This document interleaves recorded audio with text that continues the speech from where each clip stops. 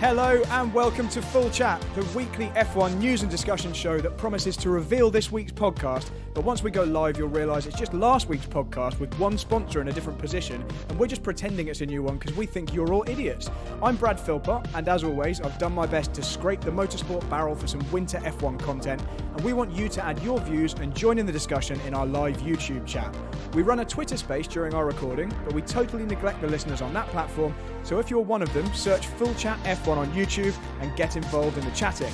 Remember, any super chat questions get a guaranteed answer, but even if you're a cheapskate and don't pay us any money, we'll probably answer you anyway. Tonight, we discuss the teams who've launched their cars so far, with Alfa Romeo Sauber showing us the first glimpse of an actual rendered 2023 car today, plus the big news that Ford is back in F1, well, in 3 years, and it's just going to really be a sticker on a Red Bull powertrains engine, but anyway, in History with Alex and Brad, we talk about the time when some F1 cars had 2 whole extra wheels, yes, really, and as usual, we answer your questions in real time as you send them in. Joining me, as always, a former semi-decent kart racer who's as innovative and interesting as the Red Bull livery, my co-host and best mate, Alex Fanchine. How's it going, Alex? You're an idiot. You can say dick, that's fine. I think I think the whole thing about demonetization, I don't know if you bothered about that these days, but yes, I know how much fun you have creating these intros and especially finding different ways to insult me, and it's always appreciated. Well, also joining us tonight is a much more special guest who hosts a much bigger podcast than ours, along with his co-host Tandy. He's responsible for the mercurial Quick Stop F1. He taught us that it's all right to use naughty words when podcasting, plus a couple we still can't say on this podcast. He's a master of creating amazing, engaging, bite-sized F1 videos. He has Team LH tattooed across his chest. He's basically the Black Spanners of the F1 media world. It's Nyasha. Welcome to Full Chat. Oh my God, that is hilarious. That is the best intro anyone's ever done for me, like ever. I cannot believe it. That was, I need to clip that up and just play it as my alarm every morning. That was incredible. Thank you so much for having me. Really appreciate it. Lovely to be here. Proud of you. Thanks for getting here eventually. Look, you just about made it. Yeah. I thought we were all bros here, but no, that's fine. Just chuck me under the bus. I was late. I'm sorry, but hopefully I can make up for it with a concerted effort to be a decent guest. Well, thanks very much for joining us. And before we get going, a quick reminder, if you're joining us on the Twitter space, you won't hear the music or the bumpers. So if you want to get involved in the chat, see what we look like, and have no weird gaps where there's no sound between the topics, head to YouTube. The link's on my Twitter profile, or just search for Full Chat F1. So what have you been up to this week, Alex? This week has been mostly work. Again, boring. You've roped me into playing Age of Empires, which is incredibly confusing. I've been sucking at iRacing and trying to keep the kids. Oh, and my little girl had to go into hospital last week. Nothing serious, but just some grommets in her ear. So we've had lots of stuff going on. All crazy, and nothing Formula One related. So I'm very much looking forward to talking about this tonight because there's loads going on. Finally, we actually have some news to talk about before everything properly gets going once the testing kicks off. Yes, we do. And we've also got a guest to tell us loads of other stuff, which means we don't have to talk all the time. So, Nyasha, I've got in my notes here to start off by asking you to tell us what Quick Stop F1 is and how it got started, what your plans are for it. Just give us an update. What's going on with Quick Stop? And for the people in our audience who don't know what it is, what is it? I am so clumsy. I was like jabbing at the mute button on my phone and it wasn't working. And I got it working. So, God, you know what? This is like really cool for me. And like, this is a genuine story. So 2019, I was on the way to somewhere with work and I listened to like a lot of podcasts, but then I kind of finished all my podcasts and I was like, oh, do they do like F1 podcasts? And I literally searched in Apple F1 podcasts and I listened to one podcast. I won't say who they were. I've not listened to them again. And then the next one I listened to was Missed Apex podcast. And I just remember, it was probably the first time that I felt like a sense of community in F1, and I was like, oh my god, finally there's people who are saying the things that I was thinking when I watched the race. And it was all just like really, like, it was so slick, and you all like, I like that you all have your own personalities, and you know, you've got such great panel of guests. So I was listening to it, and then back end of 2020, I was like, I want to make my own Missed Apex. And when I started Quickstop F1 in 2021, it's hilarious that you call me the Black Spanners. I literally wanted to be Spanners. Like I was like, okay, we've got to make you it poor organized. bastard. You don't know him well enough. But no, but it's just he holds it together so well. And I was like, I would love to host my own podcast. And so I asked Andy, who was like, whenever I used to tweet, so before I made F1 content, I used to make food content, and I used to tweet on my account about F1, and everyone would ignore me. And then the only person that would respond was Tandy. So I messaged Tandy. I was like, do you want to do an F1 podcast? And she was like, yeah, sure, could be cool. And to be honest, neither of us saw it becoming, look, we're not big, you know, obviously look at Missed Apex and some of the bigger podcasts, we're nowhere near there. But, you know, I mean, look at Full Chat F1. I mean, look at, we've got literally hundreds of people that listen sometimes. But you know what? But that's when I'm so clumsy. When we started, I think I remember like the first episode getting 100 downloads, and I remember being like, what? I was not expecting 100 people to listen to this. And to be fair, it was kind of stagnant. And then we did like the British Grand Prix. I remember the British Grand Prix episode was when me and Tandy were both really drunk, and obviously the Verstappen Hamilton incident. And I think a combination of us being really drunk and just being really out there, and that incident, a lot of people followed us after that, and it's just kind of grown and grown and grown, I guess, to where we are now, which is, you know, I guess like a really unique platform in the space, which we're really proud of. Sorry, Brad. No, go for it, Alex. So you've only actually been going since the beginning of 2021? Because with the base of people you've got on, and when I do listen, you seem like you've been going for ages. I thought we'd been going much longer than that. That's really interesting though, because you have a really diverse group of guests on. Some proper big F1 fans. You've had Oscar winners on your show, which is it's always... We'll get him too. Don't worry, I'll get him. It's he did your quiz, didn't he, Brad? He did a question for your quiz.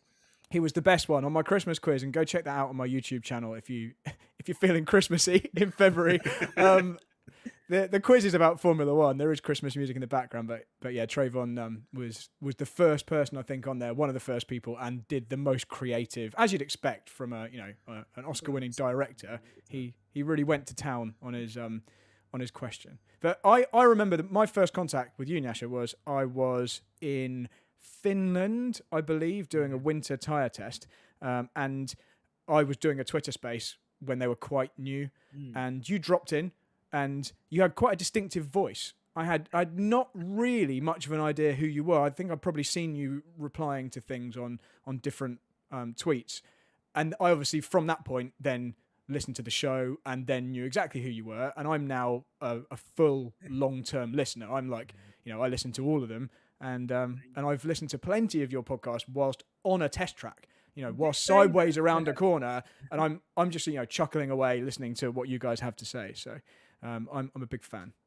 No, like it's super cool, man. Like this is really cool for me because like I said, like if it weren't for Missed Apex, I wouldn't have started a podcast because I think I would have probably gone through a load of podcasts and not enjoyed them. Same goes for us, really. Like, yeah.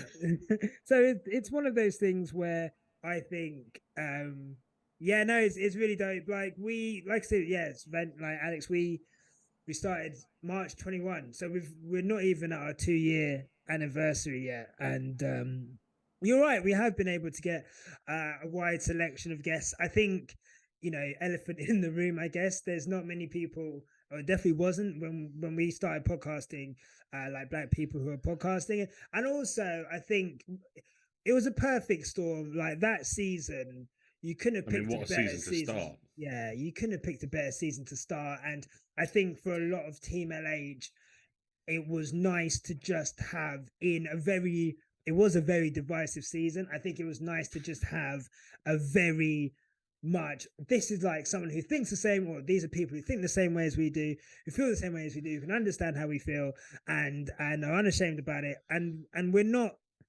really not serious at all. So I think especially in a season like that, I think people were really happy to have like a bit of like comedy relief, I guess, from what was quite a serious season. So it was a perfect storm. It was definitely one of those seasons where if you don't have many friends who like F1 and you come across Twitter and let's say most of it is the other side to what you support, it can feel like a really lonely place.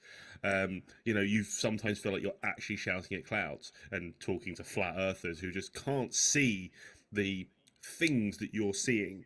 And you sometimes come across as fanatical in that sense of, why don't you just believe me and understand the things that I'm saying? But then they've got their own opinions on things as well. And because the world is the world, you've got to let other people have their opinions. So you guys gave me a sanctuary in the aftermath of my Max Verstappen interaction. So in the moments where I was getting like so close funny. to death threats, I don't know whether I actually got any, but certainly like lots Not of the death abuse. threats, that wasn't funny. The stuff that happened was funny. I got quite a lot of abuse, and you guys welcomed me on to basically tell my story about the real side of that, and yeah, it was nice to be among like a friendly group of people who shared similar views. So we'll do a bit more plugging for Quick Stop later on. You can tell us what's coming up in the pipeline, but we should probably start talking about our first topics. So I'm not going to forget the bumpers this week. Sorry, Twitter people, you won't hear them, but here we go.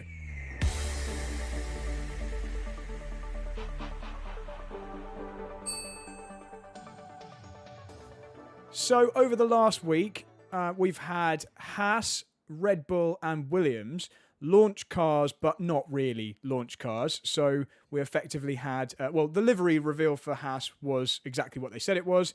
We then had the Red Bull launch where they pretended that it was the real Red Bull, but it definitely wasn't. It was just last year's car. And Williams, who again didn't claim that they were launching a real car. It was just last year's car painted in this year's livery. So we've had 2 livery launches plus a car that they pretended was the RB19 but wasn't. And then today we had a bit more of a proper one. Today we had Alfa Romeo in real life launching a show car, but in pretend renders launching pictures of their real car, which is extremely confusing. So we've had 4. What have you guys thought of launch season so far? I thought the Alpha was beautiful. That red there. I mean, I'm a sucker for a red car. My last 2 cars have been red, and I always love a red car. My phone's red. It's my favourite colour. So when someone has something that's a really deep, dark, glossy red like that is, absolutely beautiful. The Haas, I was a bit meh about.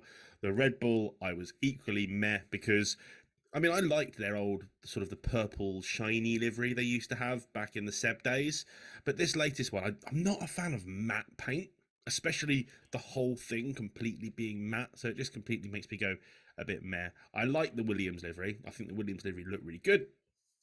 The really clever placement of the Duracell sponsorship on the roll hoop was absolute genius marketing as far as I'm concerned, because Which we've seen that before, obviously last year. Was it there last year? Yeah, I think from Miami, or certainly at Miami. Oh, okay. I noticed it last year. I think by the time the season started, I've stopped paying attention to the liveries, unless it's a special livery like the McLaren one or whatever. But I mean, the only thing I'm guessing the only reason Red Bull did a big launch going to New York was to talk about Ford. Otherwise, it seems like a waste of money for literally rolling out the old car, probably with exactly the same livery with a different sponsor. So yeah, I think the only thing that I noticed that had changed was the one of the sponsors did Bybit to move to the rear wing, but really, as our intro alluded to, it was a bit of a disingenuous launch where they wanted to get lots of eyeballs on it, and they claimed they did not at any point say this is a livery launch, this is a show car, like a couple of the other teams have done. They were not upfront about it at all. They were basically saying this is our new car, and they even had people in the crowd, flagged with RB19 and stuff. It was they weren't being genuine in any way, and that kind of follows on from. I'm not just bashing Red Bull not being genuine. Oh my days! I'm so shocked. I mean, there is obviously a bit of a pattern there, but last year they did a similar thing where, and it was worse last year. They launched their complete show car. It wasn't even their car. It was the F1 Authentics car, whatever that was, whatever the right name for that is. It was the show car that F1 wheeled out as a case of this is what next year's cars it was the generic going to look like. Yeah, exactly. The generic 2022 F1 car painted in their colours, and they were claiming it was the real car. So that was. I don't think we're a fan of this. I don't think most people are a fan of this. We don't care if you say it's a livery launch and that's what we're expecting. That's fine. It's better if you still just show it quickly, so we don't have to sit there and wait for 40 minutes for the livery. But I think the other teams who have launched so far have done it pretty well. I still believe that Williams and Alpha today as well, they talked more to people. They talked to drivers, they talked to reserve drivers. I don't care. I'll hear enough from the drivers once testing starts. That's when I want to hear them. I don't want to hear about their aspirations for the season, because their aspirations are all the same. They want to perform well. If they're in cars that are at the front, they want to win races and win championships. If they're in a car that's in the midfield, they want some points. And they just want to beat all the other teams in the midfield, and they complain that everyone else is too far ahead. I don't need to hear that. Show me the car. Show me some detailed shots of the car. Then go away. We don't need an hours-long production for a livery launch. And I wasn't expecting anything more than a livery launch from anybody this season. I was literally just expecting the cars aren't going to look much different, because the regs haven't changed that much. It's a bit of they've raised the floor 30 mil, I think. Don't get into technical changes on this show. That's not what we're about. We're about interacting with the chat. And Lalo Triolo says Red Bull dodging, showing the RB19 like it was an F1 budget sheet. Classic. And that's why we love you, chat. Did you watch any of the launches live, Nyasha? I did. I watched the Alfa Romeo one today. That's it. Yeah, I watched Alfa Romeo today. It's the first one I watched. I actually missed the Red Bull one. Not out of choice, just like work. Like, it's during work hours most of the time. So they are at silly times, aren't they? Yeah, they're on a ridiculous time. So I think what struck me with today's launch was that I'm very sure everyone in that audience was like a paid actor. Like, I just don't believe that if they took like a cross section of their fans, it would just be like 100 architects. Like, I just don't understand. It was like Jeremy Kyle. I think Aldas said this, and Tomo F1. I said it live whilst I was watching it to my partner in bed next to me. Like, this looks like a daytime TV show. But that's very Sauber. That's that kind of. Sure. It seemed to fit with their image. So yeah, and like for me, going back to like liveries, I'm not a massive livery guy. Full stop. Unless we're talking about the Mercedes being black, I don't care. So but what I would say is that with the Alpha one, it just seemed like a bit of a mess. Like, they had it behind the host. I did hear that. Yeah, it was like shown just before it was revealed, just a few moments before it was properly revealed, showing that it was obviously filmed. And what's his face? Tom Clarkson said, "Oh, you've got here from the factory really quickly." I'm like, "Well done, Tom. Way to keep the illusion, mate." Yeah, honestly, they really, I don't know, it just seemed a bit of a mess. But it's nice, I feel like it's nice for us to have. I do like watching the launches when I can, just to get back into the rhythm of seeing new stuff, live stuff. The fact that, look, if we're not even going to have 2 testing sessions anymore, and one is a shakedown and one is a test. So if they're willing to literally hide the cars from us for 3 days, it's no surprise that they're going to hide the cars from us at their launch, in all honesty.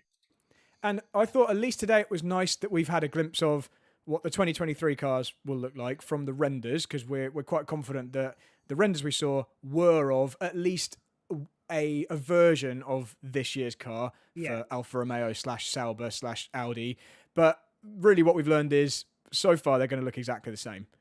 There wasn't really, apart from the spiky floor, and again, we're not a tech podcast, we're not going to go into tech details, but visually that's all I could really see that jumped out at me, was the serrated, what someone on Twitter said, the anti-Verstappen floor.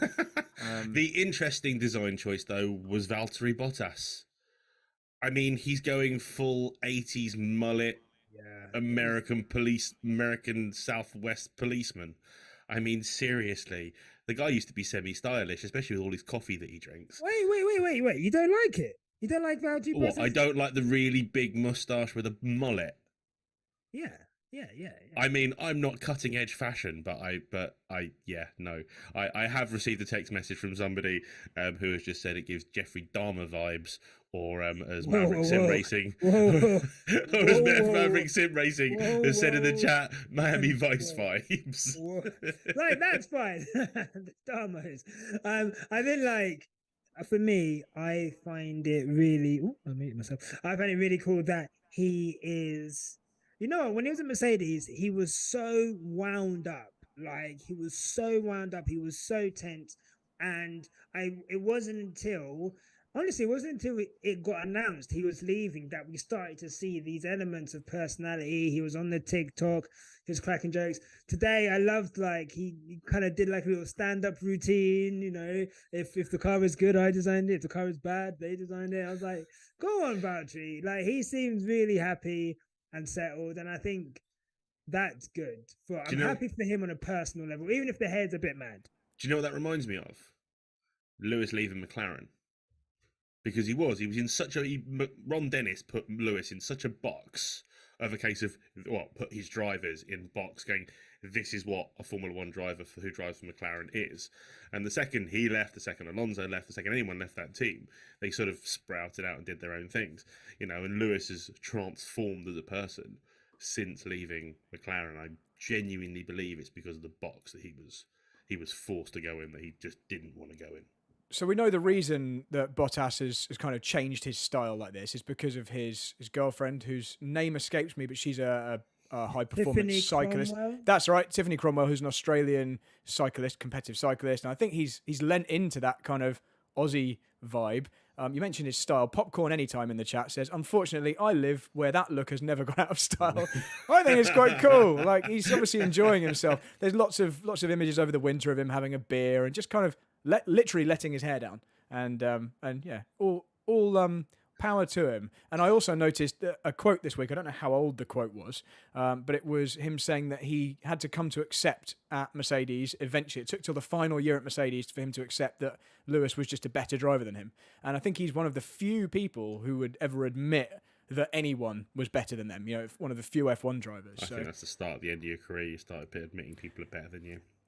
I'd say yes, except that you're saying the best driver of all time statistically is better than you, which is not so much of an admission. I think most people you know, there was an article in motorsport.com that was saying, you know, could Lewis be the best driver of all time if he hasn't raced in the Fiat Punto Cup or, you know, the truck races they have in Hungary. So I'm just saying he might not be. So maybe Alex is right. Maybe he shouldn't admit to losing out to Lewis, because Lewis hasn't even driven in, you know, the Porsche Cup, for example. So like, yeah. I thought about including this as a segment. I did, but I think this deserves a whole kind of massive part of a program dedicated to it. And we just had a bit too much actual news. Essentially, the discussion was, Alex, that can you really call someone the greatest driver of all time if they haven't had a broad career doing lots of other championships? You know, Hamilton hasn't won the World Rally Championship. He's never done Dakar, etc. And although, you know, I understand the merit of someone having a real broad skill set in motorsport, and you can admire the people who have done that, that generally means they haven't specialised in the very top level of the sport, which is Formula One, and gone on to be the most successful driver ever in that. And I think you've probably got to put more weight on having a sustained, extremely successful career in the highest form of the sport than on dabbling in various other things, a la, you know, Alonso. Sebastian Loeb has done various things. He raced in World Touring cars, and then he was WRC champion. There's loads of people you could point to. Even Vettel, you could say, has done lots of Race of Champions and been successful in that, various cars. And Not in the skills challenge though, Brado. not in the skills challenge. The only time that was ever run, he didn't win that, did he? And after you won it, it got dropped forever because they can't have some Billy coming in and beating the Formula One drivers and hurting their egos. In fact, I agree with the motorsport.com thing now. Unless you can slide an aerial atom around effectively a car park, you're not the best F1 driver of all time. So, but there the we thing go. is, I've always said this a case of. I'm sorry. Let me start that sentence again. The whole conversation of best in the world, I only ever attribute that to Formula One because Sebastian Loeb is probably the best rally driver of all time.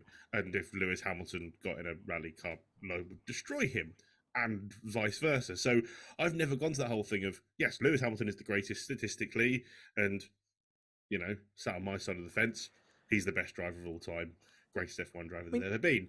Do you really need to go outside of Formula One? You can just say he's the best Formula One driver of all time. Yeah. And because that's what he hasn't tried to be the best at other stuff. Like he's tried to be the best F1 driver and he's achieved that. I just think it's so telling and I don't know whether they did this deliberately, but certainly some people in the comments did, that they tried to kind of any opportunity to belittle that achievement to make it, well, maybe other people are better in a way that they wouldn't do with other drivers. So that's my opinion. I'd love to know which driver has achieved the most in various different motorsports.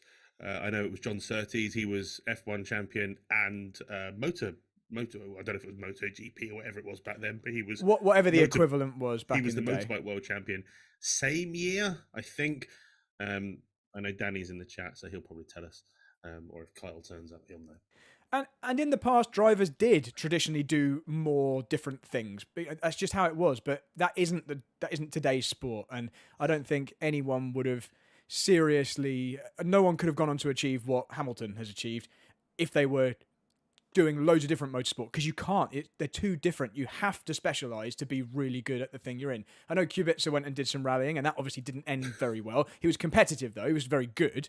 Whether he could have been the best at that, who knows? Raikkonen as well. Raikkonen went in his sabbatical from Formula One when Ferrari paid him to not drive for a year.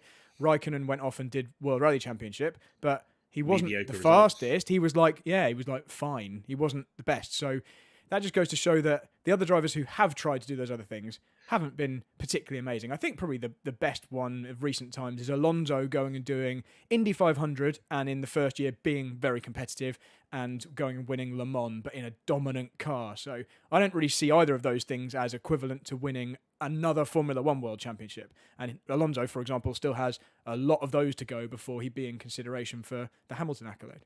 Someone said in the comments someone said, athletes these days are so specialized compared to what it used to be. Now you can't really compare someone who runs 100 meters and 400 meters. And I think that's really true. Look, I saw some names being banded about that were so respectfully old that it's just all the time people are telling me you can't compare eras. You can't compare Lewis to Clark or Fangio or whatever. But then the minute there's like a new loophole found, a new cost cap clause that they could exploit, then all of a sudden, wow, a guy who was driving cars with like not even half the horsepower before, and of course they were much more dangerous and whatever, but like the physical demands or whatever, like the professionalism required back in the day was not the same, and the dedication needed to be at the top, and the level of drivers that they were up against, it was nowhere near the level today and the level required today. So whilst I can admire people's bravery in racing in those times, you can't say on one hand you can't compare drivers from different eras and then give me a bunch of different drivers who didn't achieve as much in F1 but did random other stuff, and then say because they did random other stuff at a time when it was much easier to do random other stuff, they are now suddenly completely better than someone who has been at the pinnacle of the sport for a decade and a half. It doesn't make sense. And the reason they stopped drivers doing lots of other things was because they'd be doing F1, go and do Formula 2, and drivers got killed or seriously hurt and then couldn't go back to do F1. So that's why they've basically got written in their contracts they can't do it these days. But it's interesting you mentioned a case of, is Lewis Hamilton better than Jim Clark, for example? Well, me and Brad got embroiled in a Twitter battle this Let's week. do it, Alex. Let's do it again. We got embroiled in a Twitter battle on. I think it was on Dirty Side of the Track pod at F1 Dirty Side on Twitter, where they're doing a tournament on who the best driver in the world is, and I waded in when it had Jim Clark versus Fernando Alonso, and Jim Clark's votes wiped the floor with Fernando Alonso. Now, I don't know if anybody knows this. I'm not a big fan of Fernando Alonso, but for anyone to tell me that a guy who drove in the 60s is better than Fernando Alonso, who is a prime athlete even at 763 that he is currently now, you can't tell me that Jim Clark, in that form that Jim Clark was in back in the 60s, would beat any driver in Formula One today. Yeah, but Alex, are you saying that if Jim Clark had had all of the exact same opportunities as Fernando Alonso and had done karting and sim racing and had all the training and physical fitness, are you saying he couldn't have been as good as Alonso? Would that have been Jim Clark? Exactly. And obviously the answer to that is he didn't have those opportunities. We're not arguing about what if you gave a driver the exact same opportunities as someone else. If you gave me the same opportunities as Lance Stroll, I'd hope I'd be bloody better than Lance Stroll ended up being. Like, you know, the question is, the drivers that actually existed, Jim Clark, Jackie Stewart, whoever, in the form, you know, you can take them in their peak, take them in when they were at their best, that's fine, I'll kind of grant you that. But, you know, we're not saying Jackie Stewart now versus Alonso, but you take those drivers at the form they achieved, were they as good as a modern F1 driver? And I think you've got to be absolutely balmy to suggest that they're remotely as good. If you take anyone from any sport which requires technical ability and physical fitness, and you have someone who is trained from a very young age, you know, in a go-kart from 5 years old or younger, some of these people, but 8 years old at an absolute minimum, and then doesn't get out of that cart or car for like 25 years and have all the simulator training in the off, you know, with Verstappen. I know this was actually shown to be untrue, but Verstappen sticking a simulator in even his private jet. I think is it not true? No, it's not true. It's somewhere else. I was like, that's baller. If you do that, that's mega. I love that. I think it was the motorhome it was mistranslated from, but anyway, you can't possibly say that the driver that's had all of that prep is not better or not massively more likely to be better than someone who did it in an era where they didn't drive as much, didn't take the training seriously, and were against effectively other people of the same ilk. You know, you say someone, look at Fangio, he won however many championships, 5 championships, but who was he competing against? Yes, it was more dangerous. Yes, if you put a driver from now back then, they'd probably go, no way am I driving that death trap. Mm-hmm. But in terms of skill, in terms of how fast they are, what their ability is, I just think you've got to be on another planet to say that. The same would be true of pretty much every sport as well, that a driver from the 50s or 60s or 70s is remotely as good as a driver from today. I even think if you go as much to say the skill of a Jim Clark is the same as the skill of an Alonso still wins because of the fitness. Because you look, I mean, we don't have to go that far back. Look at Michael Schumacher. When Michael Schumacher came into the sport, he was the only person at that time who put proper effort into his fitness. And they talked often about him doing qualifying laps for a whole race and still being perfectly fit, while everybody else next to him on the grid was like dying in buckets of sweat. And part of the thing that elevated Schumacher so much higher than everybody else was because he could just do it harder and faster for longer. Mind the double entendre there. We're going there. And so, you know, there's the classic footage of James Hunt winning a race. You know, James Hunt, fantastic racing driver, but he stood on the podium with a wreath around his neck while being interviewed, asked for a cigarette. And okay, it looks badass on as a video package, but that's not an athlete. So I think we can actually even go to like more recent examples than this. And this wasn't a show topic, but it's just a really interesting topic. And it is a bang of a conversation. Yeah, I always enjoy this particular one. But and we touched upon this, I think, last week, but we didn't really go into detail. Damon Hill didn't didn't start racing in F1 until he was in his 30s and did no karting, wasn't interested in motorsport, understandably probably, until he was in his late teens. And even that was like motorbike racing. I don't think he was the world's best at that either. And it kind of like sauntered into it in his late 20s. Are we saying that Damon Hill, who was good enough to go and win an F1 World Championship in the cup, and probably two, Could have had two. if you give him 94 as well, if Danny's favourite driver wasn't so unfair? I just said to Danny in the dirty. chat, look at me bigging up Michael Schumacher. And my point is, Damon Hill, I just can't see that he's anywhere near as good as Lance Stroll, which makes me, I almost feel, I feel dirty saying that, but I feel like if you stuck Lance Stroll, who's had so much opportunity, back in Damon Hill's shoes in those days, and again, just remove the danger element, remove the worry of the danger element, and we're just assuming that he's fine with that. I think Lance Stroll would be much quicker than Damon Hill back then. But anyway, there we go. But also, not only the thing I've also noticed, and going back watching old races, there was often old races where even the top guys would spin off a lot and crash and go out a lot. You just don't see. Done it a couple of times. Even Schumacher did it like quite a few times. He'd just go off. He'd just do a Leclerc. Leclerc would fit in back in the day. Oh, bless him. I still can't get that yell from France out of my head. Poor guy. Because it's just a shame, because this Ferrari drivers actually like these days, which doesn't work.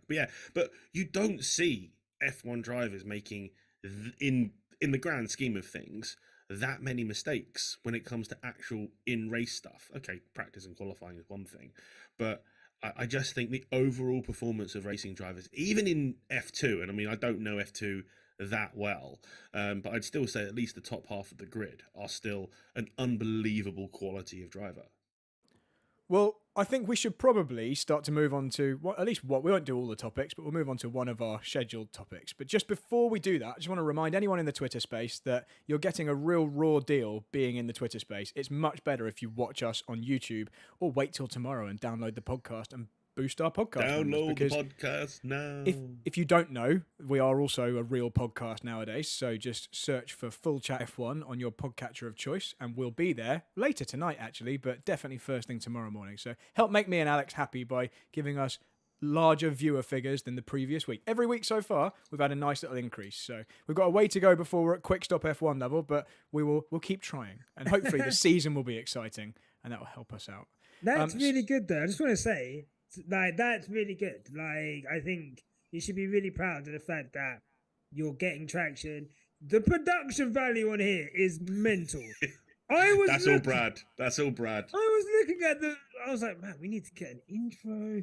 We need to get different screens. I need to do multi-cam editing. So, honestly, it's a pain in the arse, though. I have to say, pressing all the buttons all the time, which, the people on Twitter, again, are not getting the benefit of. And if you're listening on the podcast on your way to work tomorrow, you're also not getting the benefit of this. But I'm trying hard, at least, to make it look pretty for the people on YouTube. The amount of times I have to tell him to stop fiddling around with the video side, because obviously the podcast, the podcast, the Twitter don't see it.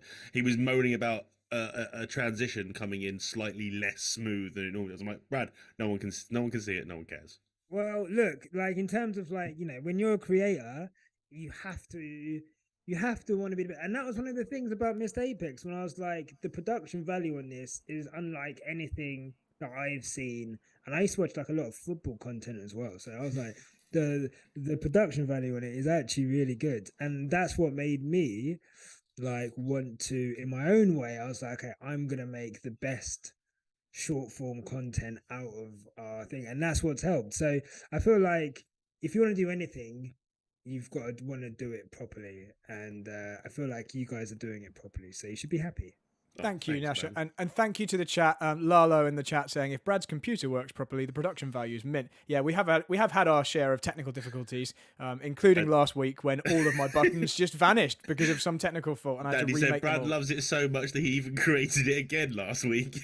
Yep, that happened. So I tell you what, we're going to move on to our next topic. So let's play the bumper.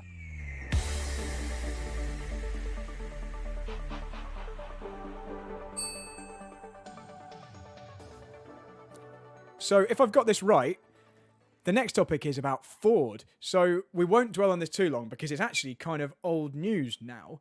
But Ford are coming back to Formula One, but they're coming back in 3 years. So they're not back yet, which must have made the launch a bit awkward and weird, the New York Red Bull launch, where you've got a Honda-powered car, but really the big news is that Honda are being replaced. It's a bit of a strange situation.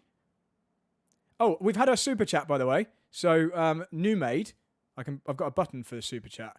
New Maid says, shout out to Full Chat, especially Brad's button. Well, my button pressing skills are completely going to pot. But anyway, thank you very much, New Maid. And if you want to send in a super chat, you can do that. Hashtag is a podcast. Hashtag is a great podcast. Hashtag PC is working. Thank you very much, New Maid. Yes, sorry, back to Ford. Awkward situation. Red Bull have still got Honda for another few years. Ford are just going to be lurking in the background, kind of. I don't know. It's weird. I can't think of a parallel, similar situation. Especially because apparently out the back of the studio, or in and around where Red Bull were doing that launch, there was a Porsche with a Red Bull livery on it. Even weirder, because Red Bull obviously had this kind of flirtation with Porsche, and we thought that was going to happen, and then that didn't happen, and then we had Honda. I thought they were going to just fully embrace Honda for the near future, and now it's Ford. It's like I think Ford fits them well, and we can have the discussion as Why Connor do you feel Edwards. like Ford fits them well? Okay, right. Well, let me just tell you. Let's go on the Brad only screen, and I'll tell you all about why. So your favourite screen. I tweeted earlier this week that I think Ford is a really good fit for Red Bull as the level of manufacturer, and I was being a bit tongue-in-cheek. I was basically saying Ford are a bit of a kind of cheapy, everyday, normal person brand. They're not really like a prestigious manufacturer like a Ferrari or a Mercedes or an Audi or whatever. And I had a lot of pushback on Twitter. I had basically probably Ford owners or Ford fans going, no, it is prestigious. And they then listed off all the Formula One success that Cosworth mainly have achieved, who are an engine tuner. Cosworth, anyway, notoriously not Ford. Yeah, but, obviously they worked together and they were using Ford engines for those things. But, yeah, a lot of pushback, people saying that Ford is prestigious. So, Nyasha, is Ford a prestigious brand? We're off topic already. Is Ford a prestigious brand? I think it depends how you look at it, and I think it depends where you are. By the way, this doesn't matter. Like, the point of my tweet wasn't to say it was a bad decision or they shouldn't have done it or Ford are crap, or it wasn't that. I was just basically making a dig at Red Bull not having a fancy car manufacturer. I think that, no, and look, you know me, anytime we can dig at Red Bull, let's go in. But I think that, personally, I don't think Ford is a prestigious car manufacturer. I think there's, if we're talking, especially the Cosworth thing, like Ford are not Ferrari, Ford are not Mercedes, So, but Ford beat Ferrari at Le Mans, and Ford had a really successful engine manufacturer in Formula One. Doesn't mean the cars they make for the road make them a prestigious brand. And that was really my point. Yeah, it's a silly point. And someone who now has a Mercedes. My Mercedes is much more prestigious than my Fords ever were. And I've had lots of Fords, and I liked my Fords. They are not a prestigious car brand. Nobody looks at any Ford other than a Mustang, or a GT40, and goes, "Oh, that's nice." No one gets excited really about buying a Ford unless you're a toy racer. Oh no, he's doing his zoom in camera. It's the first time I've ever used the zoom in camera on the screen. And the Mustang isn't even but my mic is still working. The Mustang doesn't even have a Ford badge on it.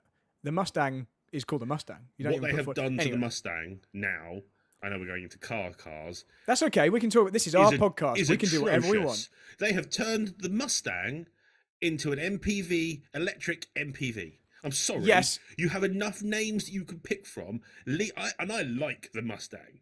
It's a classic car that I adore. But for God's sake, don't stick that badge on an electric MPV, because that's not what that badge is supposed to be attached to. To be fair to Ford, I believe there is also a new Mustang, which isn't just that electric one. I think they've got a fancy... In fact, I'm sure I saw a YouTube video recently on the next one after that horrible electric version. And I've got no problem with electric cars, just that is a really horrible looking one. And it's not a real Mustang. I think they've got a new one. So Yeah. Anyway, sorry, I've just descended into slagging off Ford as a brand, and that was only because of the silly Twitter spat this week. But as a partner for Red Bull, I genuinely think it's a good partner, not just because I'm taking the piss out of Red Bull. I actually think it is. I think they'll work well together. It's exactly the partner Red Bull were looking for because they've got a powertrains division. Red Bull have at their Milton Keynes factory. They've been developing since Honda announced they were pulling out again. They've built up and spent a lot of money on this Red Bull powertrains facility. All Red Bull want is someone to come in and put their name on a Red Bull engine and maybe give them some technical help. And that's exactly what Ford's going to give them. Go for it, Nyasha. Can I ask a question? So I've been quite confused about Red Bull's journey in this, in terms of, are they going to have like technical partners in this? Are they wanting to do it on their own? And I guess it looks like ultimately they're doing it on their own.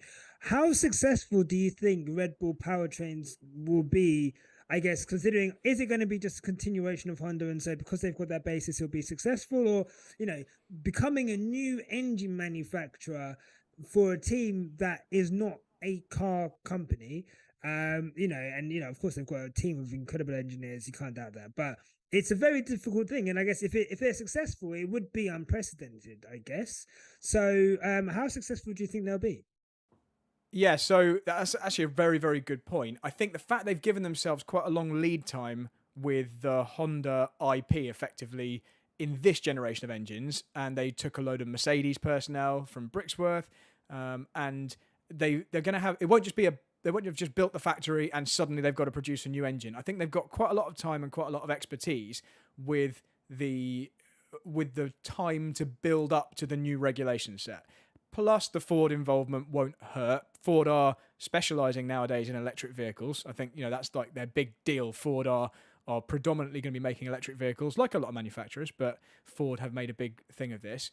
So that won't hurt having that on their side as well. I think they've had the time. They've probably got some very, very clever people on board with be able to use that time, and with it being a new regulation set, and with obviously development restrictions that mean other teams, because there's engine development restrictions, it's not just the chassis side of things. It'll stop other manufacturers who are more established and bigger from running away and doing infinite testing. So I would be surprised. Also, Red Bull don't care about cheating. So, if they're finding loopholes, then they'll obviously exploit those too. So I would be very surprised if they don't have a competitive engine as Red Bull powertrain / Ford when the new regulation set starts in 2026, isn't it? Having Danny on last week, we did really well in the Netherlands last week. Did we? I don't think it's going to be the same as this week. We have listeners in the Netherlands now. Bad time to bring me on. Jesus Exactly. Christ. That's what I mean, back to back. Literally polar opposites, but we'll have Danny back on, and we'll have you back on, and we'll have Kyle on. Well, we're going to have Kyle Power on next week, and he is incredibly neutral. Even though he does have a fandom, he is very good at being the diplomat. It'll be very interesting on how we manage to coax things out of him. So, Alex, I did temporarily mute you on the podcast for 4 seconds. I don't even know why I have a mute button for you. I don't need it, but I think just in case you have a coughing fit and you forget to mute yourself. But yeah, apologies to anyone. You've learnt well from Spanners to be able to mute me. So, basically, the long and short of it is Ford will fill the void that Red Bull were looking for, a kind of big name partner, who are going to probably pay them quite a lot of money to badge the engines as Ford. We could do a whole episode on engines that have been badged as other things over the years, but maybe we'll save that for another time. And speaking of Ford, I'm going to press the bumper again.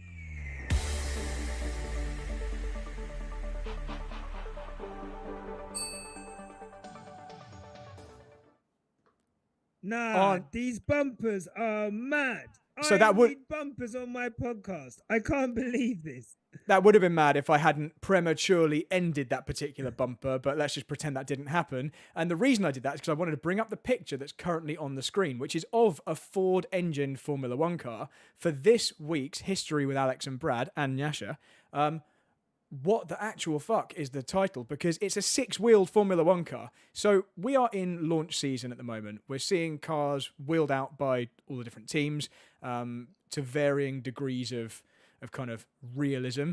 And we are really struggling to see differences. When I look at the Alfa Romeo, Sauber, Audi that came out today, it looks like a 2022 car, really, and it takes people like Summers or Scarbs or the other technical writers on Twitter to really point out the things that are definitely different. But back in the day, that wasn't quite the case. And the story we've got for you today is about the Tyrrell.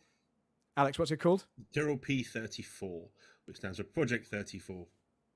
So we've done a little bit of research on this, and because the operative word. I've always loved this car. So I've always it's a car I actually had a model of when I was a kid, and I've known about it for a long time. But I imagine a lot of our listeners, or certainly some of our listeners, might not have ever seen a Formula One car with quite so many wheels. They weren't the only team to ever do this, and we will talk about some of the others. But this car in particular, the P34, came in. It was introduced in the end of 1975. It started racing in 1976. And the 1976 season was quite a famous season, Alex. Yeah, because that was the classic Niki Lauda, James Hunt season that was immortalised in Rush. And if you are eagle-eyed enough, you would have seen this in the Rush movie. So I didn't notice this in the Rush movie. You told me that today, and I will now have to go and look for it. Only reason I didn't notice it in the movie, and I'm gonna have to go back and watch it now, because there was only 8 of these chassis made. 2 got destroyed, 1 never ran, and it's in Jody Scheckter's farm, and the rest are owned by private owners. Bit of like insider info. It's called Laverstoke Park, Jody Scheckter's farm, and the place I used to work, Palmer Sport, used to get their pies from there. So there we go. Apparently they do very good pies. What an amazing piece of consumer knowledge. What were the pies saying? I didn't eat them. They weren't vegetarian. I think it's very much a meat farm. Fair. Yeah. But the whole point of this car, as you can probably work out from looking at the picture here, was to reduce drag, basically. They shrunk the front wheels down, and tyres, obviously, in order to fit them behind the big, chunky front wing, which was a size that had been mandated for that season. And obviously, by tucking those tyres out of the way behind the front wing, you're effectively having no drag from the front tyres. But you're still getting the same kind of contact patch by having double the number of front tyres. And it looks bonkers, but it actually worked, didn't it, Alex? It did, because it gave you that... It did, because what happened is when you've got more tyres on the front, you've got more grip. And that was the whole thing they were trying to aim for, was to give more surface contact on the track and to give the drivers better turning, better feel, so they can carry more speed through the corners. Because they did actually try this concept with 4 wheels and just 2 little front tyres, the same size that they ended up with, but it was just too understeery. There wasn't enough front grip. So they came up with this idea of doubling that, even though it made it a bit more complicated. And they managed to engineer it. And the good thing is, because the wheels are so small and the front wing on that car is so big, it actually completely negated any of the drag off of the 4 front wheels. So it was actually much slipperier in a straight line. The problems it had, though, was, first of all, so Goodyear, who was making the tyres for Formula 1 at the time, made those 10-inch tyres on that car. They didn't develop them through the season. So they said, here's a bunch of tyres. They made them for when they needed them, but they did no development work on them when the rest of the tyres on the rest of the cars all had development on them. And we know how important tyres are on race cars. They're the only thing connecting you to the track. And if something doesn't develop throughout an F1 season, it gets left behind. But the other thing was as well, because they're smaller wheels, there's more revolutions. Because there's more revolutions, there's more tyre wear. You have smaller brakes, so they wear out more quickly. So the one thing that I was watching an interview with Jody Scheckter before, and he said the thing he remembers the most about that car is it broke down a lot. So I think the fact that they actually managed to pull that off and it was a drivable thing in the first place is quite impressive. And people expected the steering to be really heavy just because you've got more, you're having basically double the number of steering mechanisms bolted to the front. But they actually came up with a clever solution where they actually really only had one steering mechanism connected to the very front wheels, and the second set of wheels were connected by something I'm going to pretend to know what it is, called a bell housing.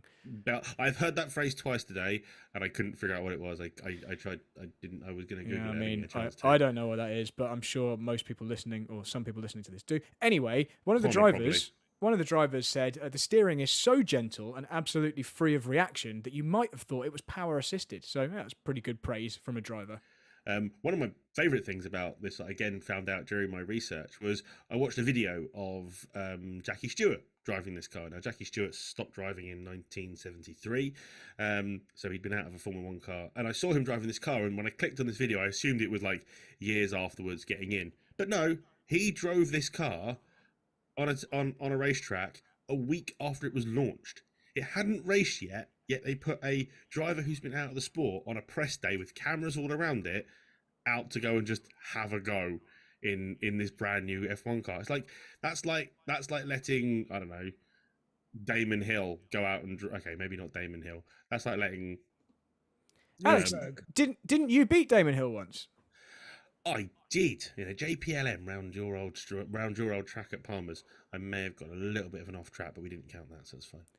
But anyway, this car wasn't terrible. It wasn't revolutionarily, brilliantly competitive either. It scored multiple podiums and won a race at 14 podiums. That's a lot. That's a decent number of podiums considering some unreliability.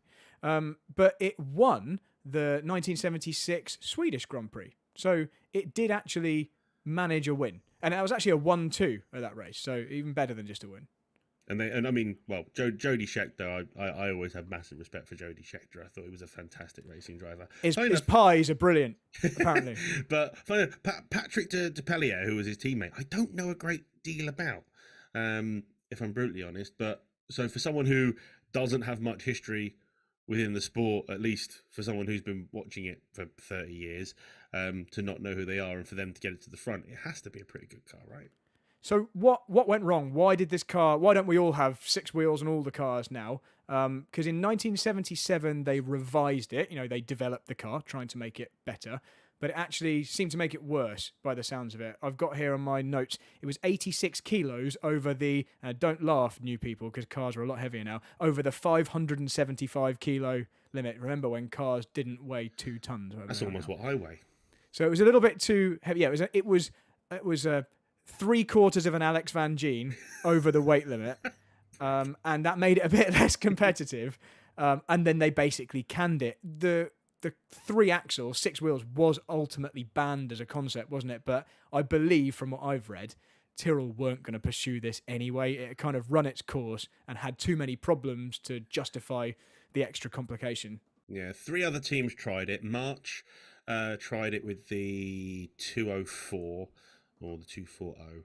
We don't care, but the wheels were at the back on that one. Ferrari also had a very brief dalliance trying with it, but the ones who were most disappointed that it got canned and got banned was Williams, because Patrick Head had been working very, very hard on it to use a 4-wheel drive system on it, to have the have four driven rear wheels, and he'd pursued with this because he had had it told to him from Frank Williams that he'd been in a conversation with all the team bosses and that they were going to keep it green lit and push forward with it. And then they cancelled it. So Williams have a 6-wheel drive car with the old white and green Saudi livery on it. They have it. It was almost ready to race as far as I understand. Wait, so was this a 4-wheel drive, but it was the 4 rear wheels? 4-wheel drive, 4 rear wheel, 4 but 6 total wheels, 6 wheels, so 2 front wheels. I think because it was working on more traction on the rear, so better down the straights. Yeah, again, exactly. I think it was a similar, all these 6-wheel concepts that came out, and have a Google of them. Just Google 6-wheeled F1 cars, because there's more than just the Tyrrell, which we've shown. In fact, I tweeted a couple today. Ferrari released some images of an 8-wheeled Formula One car at one point, but that was proven just to be kind of a bit of attention seeking from them. But they did run with 6 wheels at one point. All of these concepts were to try and reduce the drag. They're making the tyres smaller and hiding them behind other tyres or behind other bodywork, and they're just really good on the long fast tracks. But yeah, ultimately Ken Tyrrell, who was the boss of the team, said, we have closed the book on our 6-wheeled project. I'm sure the cars will become something of a collector's piece. And ultimately, they have been. They were actually very successful in historic racing. I mean, linking this back to, obviously, the new car launches we've got at the moment, where, if I'm honest, I'm pretty certain if you showed me a 2022 car and whatever we see as a 2023 car with no livery on it, I wouldn't be able to tell much of a difference, because I'm just not that observant when it comes to that kind of stuff. Also, I think with a lot of the technical regulations that have changed for F1 this year, it's all under the floor, so we can't see it anyway. But now that we have the budget cap, surely that is an opportunity to open the regulations up again, to say, right, okay, you have your whatever the budget is these days, or whatever Red Bull's budget is, or everybody else's. That's your budget. Do what you want, and open the rule book a little bit more, and you've got your money to go and decide what you want to spend it on. Is that insanity, or I believe that's something that's feasible and will make the sport more exciting, because you will have cars that are different. I think there's obviously very clear arguments in either direction there. The fact that we want the cars to all be as close as possible, and we don't want teams to go bust and other teams to have a 10-second advantage and stuff. I love the innovation. I love when we pull the covers off a car and it's got 0 pods or whatever this year's innovation is that looks different. But at the same time, by the time we get to the first race, I don't care about that as much as the cars being close enough that we actually have good racing. I think I'd rather they looked a bit more boring and samey each time, but they actually were competitive and we didn't just have one team buggering off into the distance. This is part of the reason we call you Robo Brad. To be fair though, I agree. Like I think for me, I'm more so like you guys are talking about the Ford Mustang earlier. I was typing up like the Ford Mustang. I had no clue what you were talking about. And then I saw it and I was like, oh, okay, now I understand. It's great. I'm a racing person. I'm not even a car person. I've learned more about cars from Tommy, one of our co-hosts, than I've learned like on my own. So he has some really fancy cars, doesn't he? Does he drive a Lambo? He's got a couple cars, yeah. I've learned a lot from him with Formula One. The reason I got into it was like I just love racing, like that idea of competitiveness and racing, and it was just like that's my kind of like that's where I get a pleasure from. So I understand what you're saying, Andy, and I think we would see some incredibly different technical ways of attacking the problem, even more than we do now. But not that they're super close right now, but we could lose even more convergence, I guess, especially by allowing the rules to stay moderately the same and then allowing the cars to get, we would assume, closer and closer as the regulations stay still. But it would be cool to see some mad innovation. Also, just a quick one, I would love to see Ferrari change 8 tires when they can't do 4. So. Excellent. Alex, clip that for TikTok. That's a good one. So talking of car launches, we've got a couple more on the way. In fact, 3 more in the near future. Alpha Tauri's car or last year's car. Let's be honest, it won't be. Unless they really diverge from their parent company, it's going to be the same thing. Last year's car painted with the new livery. That's Saturday.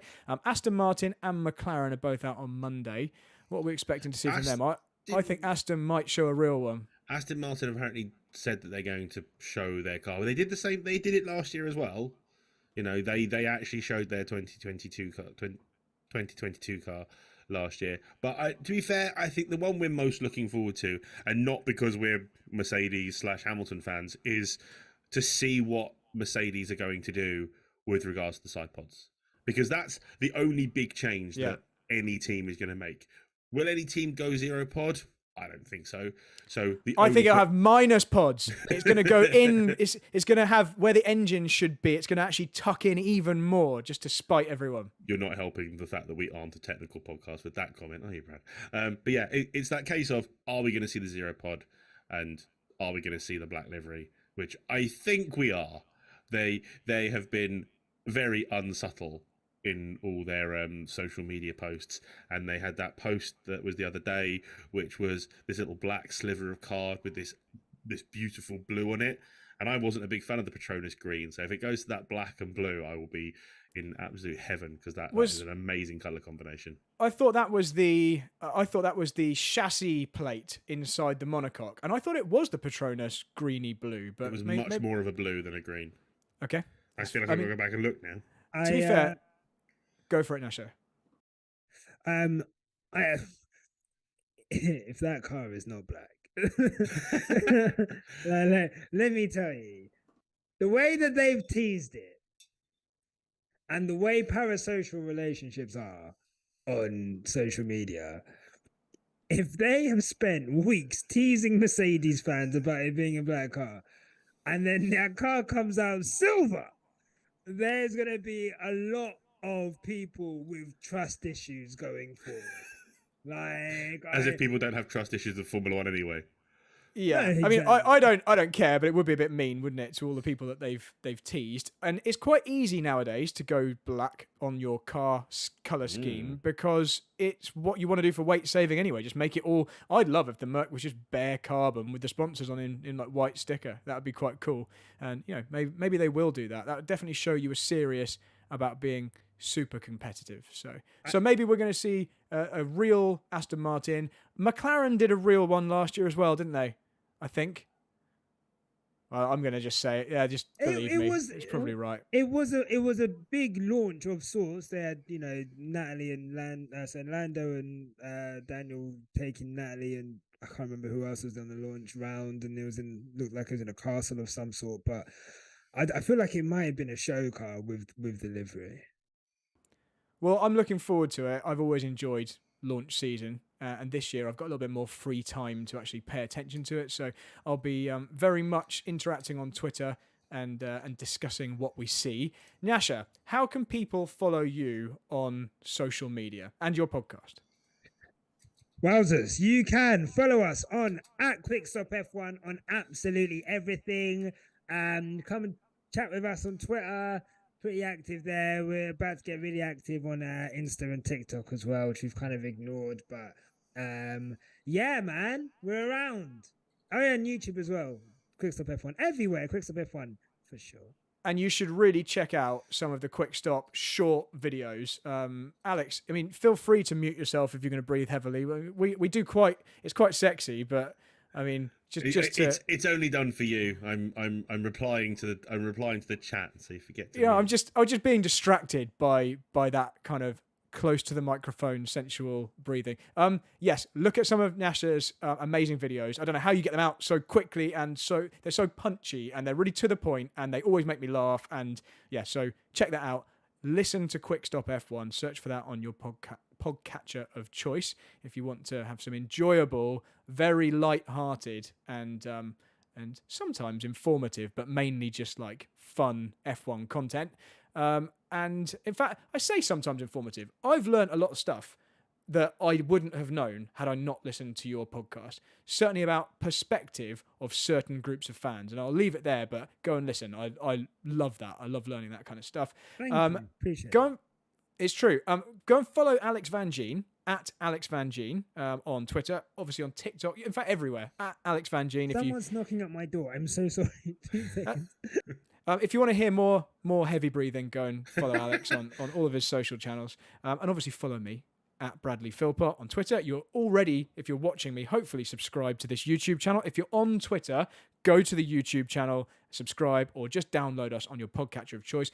Thanks to Newmaid, who's given us another super chat. He says, great show again, Brad and Alex. Bring Nyasha back. # is a podcast. So thank you, Newmaid. And Nyasha is back. We brought him back straight away just because of that super chat.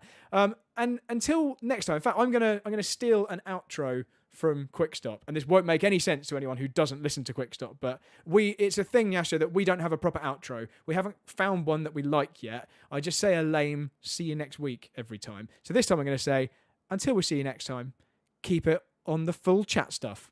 Goodbye.